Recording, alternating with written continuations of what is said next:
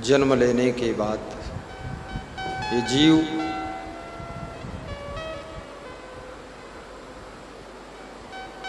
माया मोह में भूल जाता है। संत कबीर कहते हैं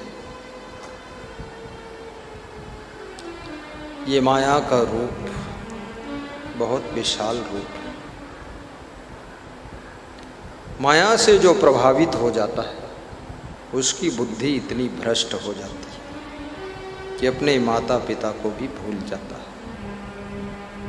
भाई बहन को भूल जाता है, रिश्तों को भूल जाता है, धर्म नीति को भूल जाता है, भक्ति मुक्ति को भूल जाता है, गुरु संत को भूल जाता है, सत्संग संस्कार को भूल जाता है।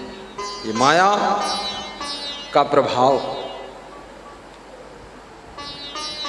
जब आपके ऊपर आने लग जाता है तो सबसे पहले आपका स्वभाव बिगड़ने लग जाता है।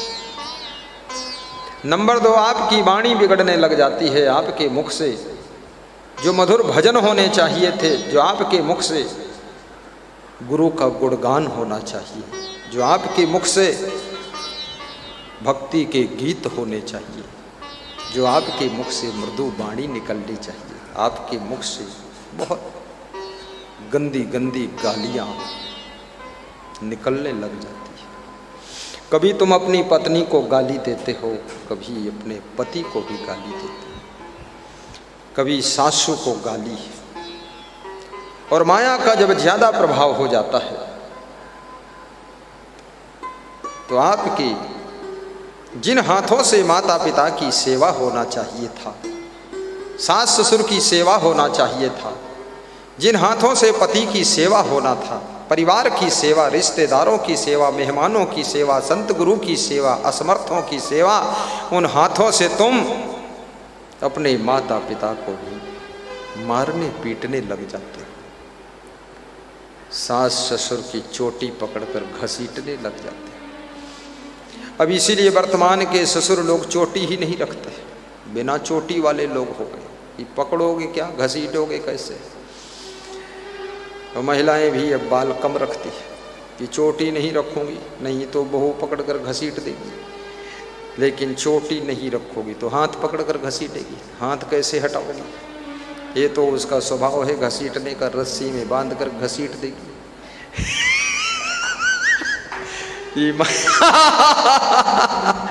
ये माया का प्रभाव है।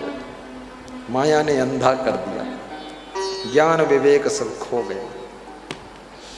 सूर्य कितना प्रचंड था लेकिन बादल छा गए उसके ऊपर। देखो अभी सूरज के ऊपर बादलों ने घेरा है तो लगता है अंधेरा, बल कभी अगर बादल हट जाए तो सूरज चमकता हुआ, इतनी धूप निकलेगी पसीना पसीना हो जाओ। जो तुम्हारी आत्मा का प्रचंड ज्ञान रूपी सूर्य था उसको माया के बादलों से ढक जाने के बाद आपकी जिंदगी में टोटल अज्ञान का अंधकार छा जाता है। और जिस अंधकार के वशीभूत हो करके तुम अपने धर्म कर्म को भूल जाते हो, माँ के साथ भी तुम सही व्यवहार नहीं करते। कितने लोगों को देखा गया है कि अपनी माँ को भी गाली देते हैं, माँ को गाली, पिताजी को गाली। कितने लोगों ने अपने पिता को थप्पड़ मारा है, बहुत बड़ा पाप किया है। अब तुम चाहे जितना पूजा पाठ करो और चाहे जितना तुम नदी में नहाओ, गंगा में डुबकी लगाओ, लेकिन ये पाप से छुटकारा तुमको ऐसे नहीं मिलेगा, बहुत नरक भोगना पड़ेगा। कितने लोगों को देखा गया, कितनी बहुओं ने अपने सासू को बहुत पीटा ठोका है, और कितनी सासुओं को देखा गया इतना सासू खतरनाक है, इतनी गाली बकती है, सुबह से लेकर के शाम तक एक भी भजन नहीं बोलती है, टोटल गाली, पेवर गाली।